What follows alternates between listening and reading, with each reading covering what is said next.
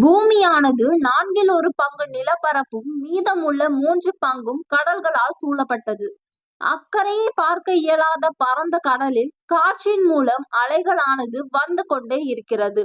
மனிதனின் செயல்களாலோ அல்லது இயற்கையின் மாற்றத்தினாலோ இன்று நாம் கடலால் பல வகையான பேரழிவை சந்தித்து வருகிறோம். வெள்ளம், சுனாமி, புயல் போன்றவைதான் பேரழிவை ஏற்படுத்தும் என்பது கிடையாது. கடலில் உருவாகும் அலைகள் கரையில் காணப்படும் மண்ணை அரிப்பதன் மூலம் ஒரு கரையோரம் காணப்படும் நகரமே அழிந்துள்ளது. இந்த கடல் அரிப்பு ஏற்படுவதன் காரணம் என்ன, இதனை எவ்வாறு எதிர்கொள்வது என்று புவி ஆராய்ச்சியாளர் ராஜ் பகவத் கூறுகையில், இந்திய கடல்களை எடுத்துக்கிட்டீங்க அப்படின்னு சொன்னால் எல்லாமே வந்து நம்ம டிராபிக்கல் சீஸ் தான்.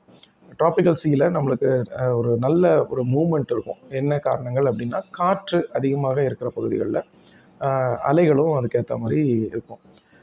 நம்மளுடைய கடல் நீங்கள் போனீங்க அப்படின்னு சொன்னால் நம்மளை நோக்கி அலைகள் வர்றதை நம்ம எப்போவுமே பார்க்குறது தான். இந்த அலைகள் வந்து எல்லா நேரமுமே வந்து இந்த காற்று மூலமாக தான் வருது. அதே நேரத்தில் கீழே இருக்கிற நிலப்பரப்பையும் அதுக்கேற்ற மாதிரி தான் அந்த அலை வரும். அலை வந்து என்றைக்குமே வந்து நேராக உங்களை நோக்கி நேராக வர்றதில்ல. ஒரு சின்ன ஆங்கிளோட, நேராக வராமல் லேசாக ஒரு கோணலோடு தான் உங்ககிட்ட வரும். கோணலாக ஒரு அலை வருது, உங்ககிட்ட மணலை எடுக்குது அப்படின்னு சொன்னால், உங்கள் கால்கடியில் இருக்கிற மணல் எடுக்குது அப்படின்னு சொன்னால், உங்களுக்கு அடுத்து இருக்கிறவங்க கிட்ட அந்த மணலை கொண்டு போய் சேர்க்கும். இப்படி ஒரு மெதுவாக இந்த மணலை கொஞ்சம் கொஞ்சமாக நகர்த்தி கொண்டு போய்கிட்டே இருக்கும். இந்த மணல் எங்கேருந்து வருது அப்படின்னு சொன்னால், வேறு இடங்கள்ல இருந்தும் வரலாம், ஆறுகள் மூலமாக ஆறுகள் கொடுக்குற இதெல்லாம் வரலாம். இது ஒரு நல்ல ப்ராசஸ் தான். இப்படி ஒரு ப்ராசஸ் இருக்கிறதுனால தான் நிறைய நம்மளுடைய பீச் வந்து எப்போவுமே ஒரு மணல் வந்து ஃப்ரெஷ்ஷாகவும் இருக்குது, அதே நேரத்தில் பீச்சாகவும் இருக்குது. இப்போ நீங்கள் போய் பார்த்தீங்க அப்படின்னு சொன்னால், இது தடுக்கப்பட்ட இடங்களில், இந்த மாதிரி மூமெண்ட் இல்லாத இடங்களில் பெரும்பாலும் பீச்சாக இருக்கிறதில்ல. இந்த ஆறுகளை நம்பி தான் இந்த கடல் மணலும் நம்பி இருக்குது. எங்கேருந்து வருது அப்படின்னு சொன்னால், ஏதாவது ஒரு ஆறில் வெள்ளத்தில் வர்ற மணல் தான் இந்த மணல் மூமெண்ட்டில் அதிகமாக இருக்குது. இதுக்கு பல சோர்ஸஸ் இருக்குது, இதுவும் ஒரு சோர்ஸாக இருக்குது.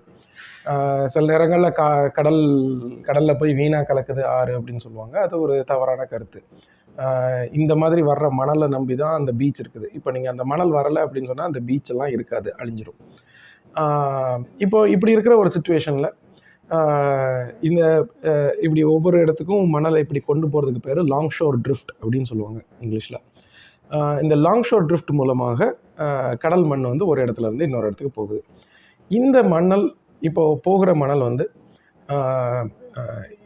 உங்ககிட்ட நோக்கி வரும்போது குறைவாக வந்தாலோ அல்லது அதிகமாக எடுத்துகிட்டு போனாலோ நிச்சயமாக அந்த இடத்துல அரிப்பு நடக்கும். இதுதான் கான்செப்ட்.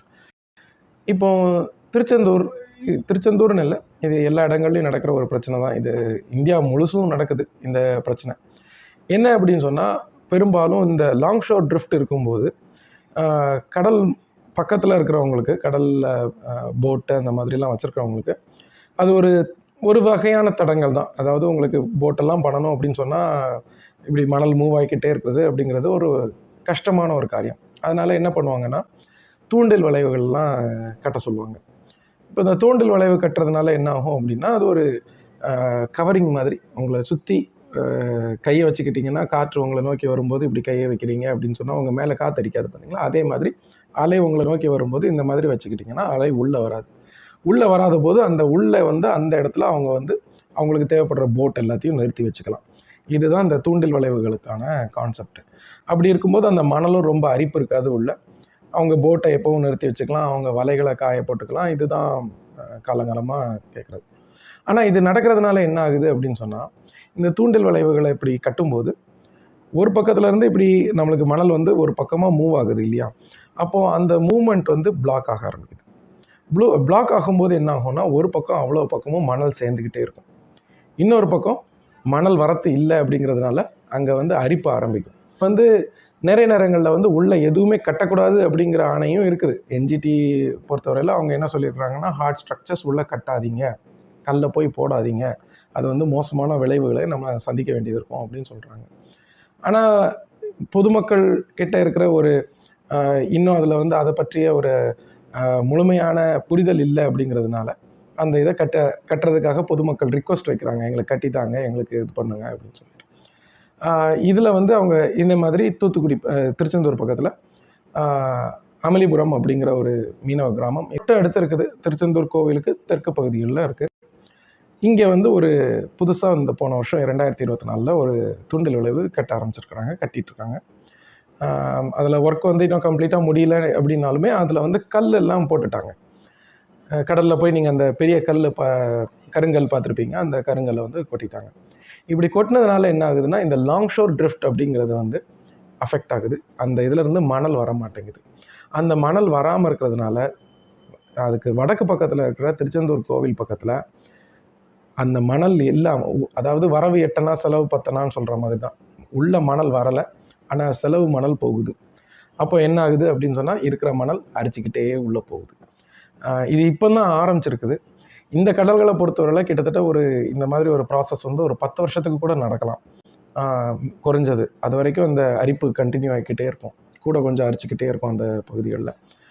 இப்போ இது ஏன் மற்ற இடங்களில் எல்லா இடங்கள்லையுமே இந்த மாதிரி நடக்கிறது தான், இந்த மாதிரி நடந்துக்கிட்டே தான் இருக்குது.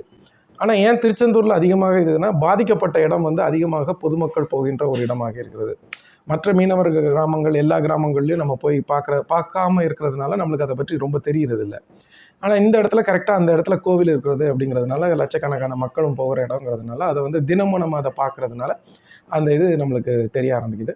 இப்போ இந்த தூண்டில் வளைவு கட்டியிருக்கிறதுனால அந்த இடத்துல இப்போ மணல் வராமல் அந்த இடத்துல அடிப்பு தொடங்கியிருக்குது. இப்போ தான் தொடங்கியிருக்குது, 2024 தொடங்கியிருக்குது. எதிர்காலத்தை பொறுத்தவரையில் 2 விஷயம். ஒன்று வந்து இந்த மாதிரி தூண்டில் வளைவுகள் அந்த இதெல்லாத்தையும் கட்டுறதை வந்து ஓரளவுக்கு கம்மி பண்ணணும்.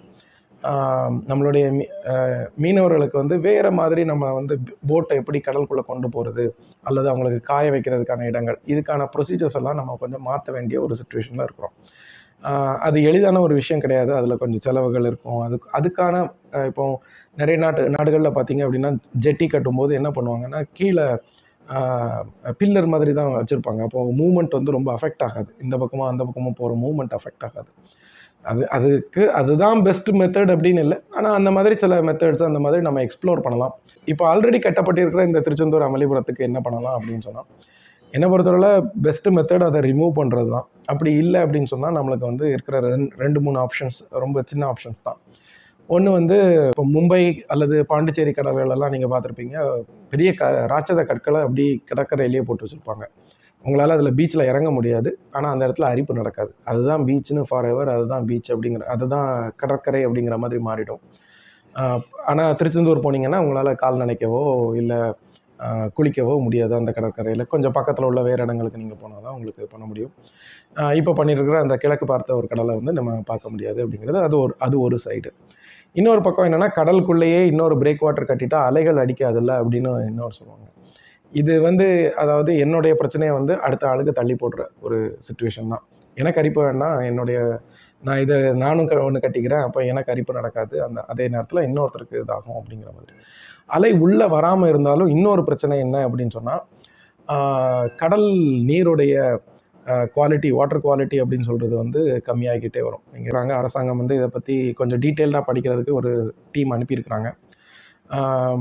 அந்த டீம் வந்து அந்த டெக்னிக்கல் இஷ்யூஸை ஒரு பக்கம் படித்தாலும், இதனால் வர்ற சோஷியல் இம்பேக்ட், அதாவது இந்த தூண்டில் வளைவுனால இல்லை, தூண்டில் வளைவுக்காக நம்ம இப்போ பண்ண போகிற எந்த ஒரு மெத்தடுக்கும் அது என்ன சோஷியல் இம்பேக்ட் கொடுக்கும், அது மீனவர்களுக்கும் அதை எப்படி நம்ம அதை டிரான்ஸ்ஃபார்ம் பண்ணலாம், அவங்களுடைய வாழ்க்கை முறையையும் நம்மளுக்கு எப்படி நம்ம பெனிஃபிட் பண்ணலாம் அப்படிங்கிறத தான் நம்ம பார்க்க வேண்டியது இருக்குது.